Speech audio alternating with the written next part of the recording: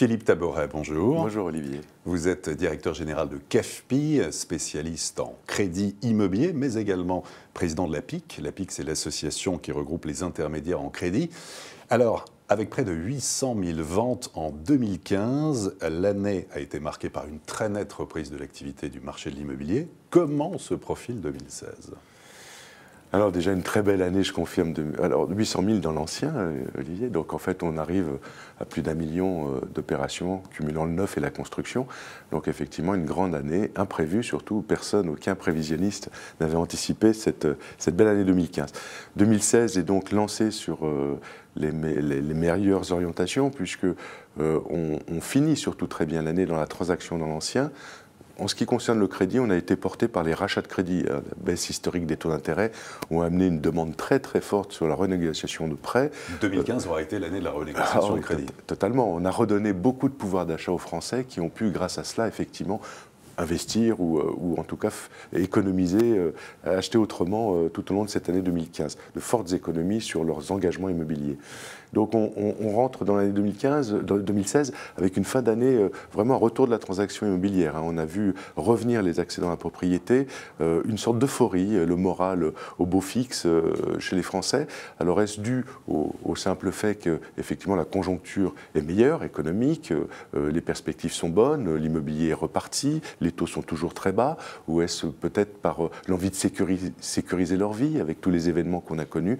On ne sait pas, mais en tout cas, la tendance est très bonne moralement pour les Français. Et le marché les accueille les bras ouverts, puisqu'on reconstruit. La relance de la construction, c'est reparti. Les taux sont toujours très stables et les banques prêtent. Donc toutes les conditions sont réunies. Alors, selon vous, comment, tout d'abord, vont évoluer les prix cette année ? Alors il n'y a pas de raison, en tout cas, j'en suis pas le spécialiste, mais j'ai entendu mes confrères de l'immobilier, Jean-François Buet rappelait dans la conférence FNAIM récemment qu'effectivement il devrait encore un petit peu baisser, au moins être stable, donc on n'a pas d'attente d'évolution et de reprise des prix à la hausse, d'autant plus si on relance la construction et la transaction revient, il n'y a pas de raison, on fera jouer le marché de la concurrence, il n'y aura pas de tension, en tout cas sur la demande. Sur les taux de crédit, alors justement, où en est-on déjà concrètement aujourd'hui ? Aujourd'hui, on peut parler d'un taux hors assurance, surtout un taux de crédit immobilier en taux fixe des banques en moyenne, grosso modo, à 2% sur 20 ans.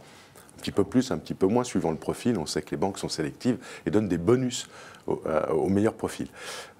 Avec assurance, tout compris, frais, etc. En tout cas, on va être dans une fourchette de 2 à 2,50 sur 20 ans en taux fixe, ce qui sont d'excellents taux, historiquement bas. On n'a jamais connu ça. Alors, on avait eu un petit record l'année dernière en été, mais aujourd'hui, on est sur ces trends qui sont extrêmement intéressants pour les emprunteurs. Alors, quelles sont les raisons objectives qui pourraient laisser penser que les taux de crédit pourraient remonter cette année au second semestre ? C'est un peu votre pronostic.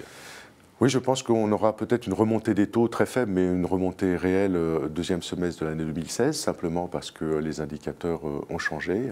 Aujourd'hui, on parle de retour de la croissance. Cette année n'est pas si mauvaise. On parle aussi d'une accélération de cette croissance, même si elle reste très très faible et modeste sur l'année 2016, ainsi que, en conséquence, peut-être un retour de l'inflation. On verra. En tout cas, ce sont des indicateurs qui permettraient effectivement, qui donneraient une tendance de changement pour les taux courts et les taux longs en France. Mais ils sont surtout influencés par le changement de politique de la Banque américaine, la Banque fédérale américaine, qui, elle, bien sûr, s'est désengagée de son financement de l'économie, en arrêtant son QE, quantitative easing, et ce qui fait que les taux longs aux États-Unis risquent de remonter rapidement. Les indicateurs sont encore meilleurs aux États-Unis et auront une influence sur les taux français. Donc on pense qu'effectivement, deuxième semestre, on aura la répercussion de ces conditions, même si aujourd'hui, la Banque centrale européenne continue fortement son aide à l'économie européenne et aide les banques en leur mettant à disposition beaucoup de moyens pour financer l'économie. Donc vous, votre pronostic, c'est une remontée de quel ordre à peu près à partir de septembre ? Il faut se lancer. Oui, c'est ça, je l'ai dit modeste. De toute façon, si aujourd'hui on est à 2% en moyenne, d'ici un an, c'est-à-dire début d'année prochaine, on sera peut-être à 2,5%, mais guère au-delà en fait. On peut avoir une variation de 0,25 à 0,50, ce qui n'impactera pas vraiment beaucoup le pouvoir d'achat des Français. Les écarts justement de prêts se creusent-ils en fonction des profils des emprunteurs ? Oui, puisqu'en définitive, aujourd'hui, il faut se faire simplement une vision assez résumée de la situation. Les taux pour les banques qui achètent cette matière première pour la redistribuer est gratuit. Il est à 0%. Donc ensuite, elles vont appliquer des marges, bien sûr bénéficiaires, mais avant tout des coûts de fonctionnement et puis des risques, etc., et des garanties des assurances. Donc en fait, il y a tout un tas de choses qui arrivent, qui permet à la banque d'établir ces conditions aux particuliers. Donc elles ont des marges. Qu'on part de 0, on arrive à 2, ben, voilà où on peut placer de la marge. S'il n'y a aucun risque et qu'on a un très bon profil, on peut donc faire des efforts. Et aujourd'hui, on trouve assez facilement pour des très bons profils d'accédants, du 1,80 à 1,85 sur du 20 ans. Donc vous voyez, il y a un vrai écart entre le taux classique et celui qu'on peut obtenir quand on négocie bien. À propos de primo-accédants, on sait que c'est un enjeu majeur. Depuis le 1er janvier, le prêt à taux zéro a été réformé, plus avantageux dans le neuf, il l'est aussi dans l'ancien. Encore faut-il avoir 25% de travaux. Comment ça marche, ce prêt à taux zéro? Et qu'attendez-vous concrètement de ce dispositif? Alors on parle d'une très belle année 2015, Olivier, vous en parliez tout à l'heure.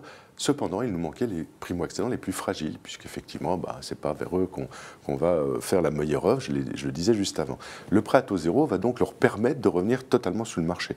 On attend un doublement du nombre de prêts à taux zéro mis en place en 2016 par rapport à 2015. 120 000. 120 000 au lieu de 40, 50 000, 50, 60 000 suivant les dernières estimations. Donc on voit bien que 50 000 nouvelles opérations vont être produites puisqu'elle est destinée à cette cible de clientèle, ceux qui ont besoin d'un coup de main pour accéder à la propriété, en 2016. Donc si on fait une belle année comme 2015 plus le prêt à taux zéro, on va battre à nouveau tous les records en 2016. C'est pour ça qu'on est très optimiste dès ce début d'année, et principalement grâce à ce dispositif. Il nous faut du primo-accédant, et pour moi le PTZ était quelque chose d'important dans l'ancien surtout, parce que dans le neuf il s'améliore, tant mieux, on va aider la construction et l'accession vers la construction ou le bien neuf de promoteur, mais dans tous les cas il était important aussi de permettre à des jeunes d'acheter en ville, dans les zones tendues où il y a du logement ancien, essentiellement, très peu neuf ou très cher, et là de leur permettre, grâce à cette quantité de travaux très importante, puisque c'est un tiers du prix d'achat en travaux. C'est pas trop ? 25. Non, parce qu'on va cibler des biens qui sont vraiment dégradés, donc on va remettre du logement sur le marché. Ils ne sont pas loués, ils sont un peu laissés à l'abandon. Il y en a dans toutes les grandes villes françaises, et permettre à des jeunes d'acheter à moindre prix quelque chose qu'ils vont pouvoir rénover, mettre aux normes énergétiques nécessaires pour ne pas avoir une facture d'énergie trop importante, et leur permettre d'acheter où ils ont envie d'acheter, dans les centres-villes, là où il y a de l'activité, de la vie, de la culture, etc., et non pas dans les zones rurales comme le précédent PTZ ancien le permettait. Donc là, on a un vrai bon dispositif. Les travaux, ils sont importants. Il faut réhabiliter le logement indiscutablement, mais tout ça nous donne en tout cas l'envie d'aider ces jeunes accédants à trouver la solution, de les accompagner avec de bons crédits, de leur apporter toutes les solutions qui vont leur permettre de faire en sorte que ce crédit, en fait, leur coûte quasiment moins cher qu'un loyer. C'est ça l'objectif, et d'être chez eux et de commencer à épargner pour leurs années de retraite ou plus tard. Philippe Taboret, merci beaucoup. Je vous en prie, Olivier. Et à très bientôt pour une prochaine édition du Club Imo, Exploremo, Le Figaro.